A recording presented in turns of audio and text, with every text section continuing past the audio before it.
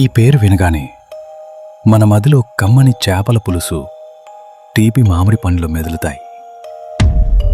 కానీ ఈరోజు నేను మీకు చెప్పబోయే కథ ఈ ఊరి శివారుల్లో నిశ్శబ్దంగా నిలబడి ఉన్న ఒక భయానక గృహం గురించి. రాఘవరావు అనే ఒక సామాన్య గృహస్థుడు తన భార్య లక్ష్మితో, ఇద్దరు ముద్దులొలికే పిల్లలతో కలిసి సొంత ఇల్లు కొనుక్కోవాలని కలలు కన్నాడు. ఎన్నో వెతుకులాటల తర్వాత వారికి తక్కువ ధరలో ఒక పాత ఇల్లు కనిపించింది. మంచి ప్రదేశం, అందుబాటు ధర వారిని ఆకర్షించాయి. ఆ పాత ఇంటిని కూల్చి తమ ఆశల సౌధాన్ని నిర్మించుకోవాలని వారు ఊవిల్లూరారు.